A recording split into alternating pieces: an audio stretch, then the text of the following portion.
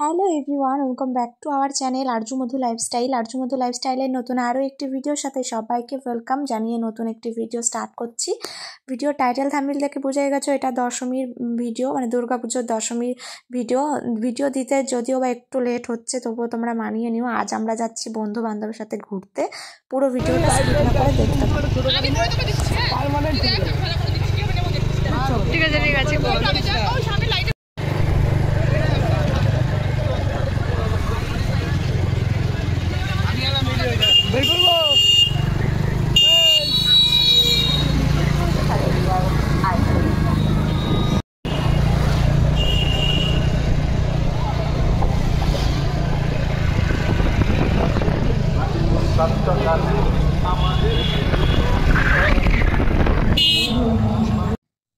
তোমাদেরকে আগের ব্লগে বলেছিলাম মাম্মামের অষ্টমীর দিন জ্বর এসেছিল, তো ওই কারণে মাম্মামকে নিয়ে সেভাবে কোথাও বেরোবো না বলে আমরাও আর বেরোইনি। তো আজকেও যাওয়ার কোথাও প্ল্যান ছিল না, হঠাৎই আমার একটা বন্ধু আর বান্ধবী ওরা বললো চল একটু বাইকে করে ঘুরে আসি। কোথায় যাব তার ঠিক ঠিকানা ছিল না, এমনি রাস্তায় বেরিয়েছিলাম, প্যান্ডেল হপিংও না, এমনি জাস্ট ঘুরবো বলে বেরিয়েছিলাম। তারপরে আসার পথে কিছু খাওয়া দাওয়া করবো, এরকম একটা প্ল্যানিং ছিল। তো যাই হোক, ওই উদ্দেশ্যে দেখো আমরা চারজনে বেরিয়ে পড়েছি, ওরা একটা বাইকে আমরা একটা বাইকে।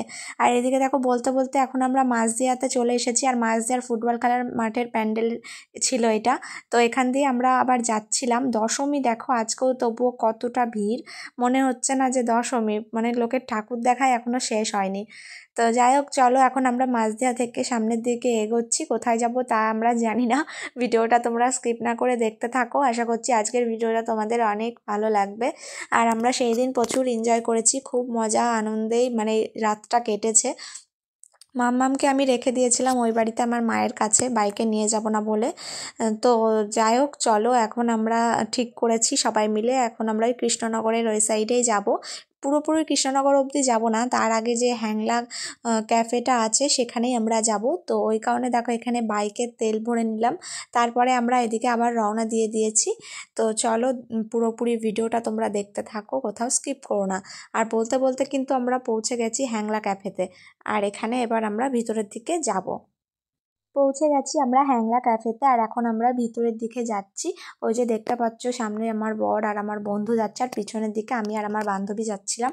তো চলো এখন আমরা উপরতলায় যাব, এখানে বসবো।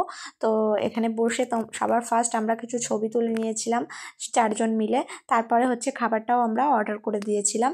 তো যাই হোক, এই যে দেখতেই পাচ্ছ সবাই মিলে এখানে বসে পড়েছি। তো চলো এবার আমরা খাবারটা অর্ডার দিয়ে ঝটপট খেয়ে বেরোবো।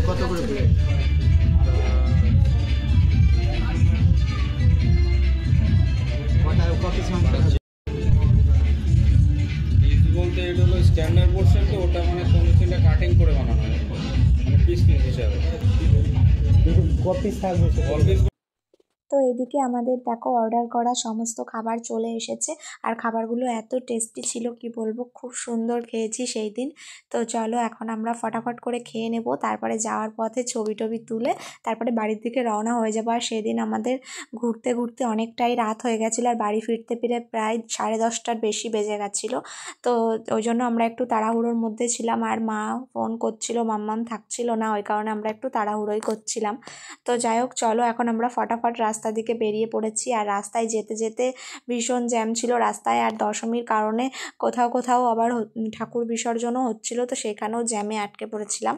তো এইভাবে আটকে পড়ে তারপরে আমরা কিন্তু বাড়িতে পৌঁছাতে পৌঁছাতে প্রায় 10:30টা বেজে গেছিলো। আর আজ যেহেতু দশমী ছিল সেহেতু বাবার বাড়িতে আমি এমনিও যেতাম, মানে প্রণাম করতে যেতে হয় গুরুজনদের, তো সেই জন্য যেতাম। তো চলো এখন আমরা সোজা বাবার বাড়িতেই যাব, আমি আর আমার বর আর আমার বান্ধবীরাও চলে যাবে। তো এইদিকে দেখো আমি বাবার বাড়িতে চলে এসেছি, আর এখানে সবাইকে প্রণাম করে দিয়েছি। আর ওই যে ওখানে বাবা আর হচ্ছে আমার বর ওখানে বসে কথা বলছিল। আর এখন আমিও বাড়ির দিকে চলে যাব, অনেকটা রাত হয়ে গেছে যেহেতু। তো এখানে হালকা করে কিছু খেয়ে আমরা বাড়িতে চলে গেছিলাম, আর ব্লগটা আর বাড়িতে গিয়ে কন্টিনিউ করিনি। তো চলো দেখা হচ্ছে নেক্সট ভিডিওতে, সকলকে টাটা।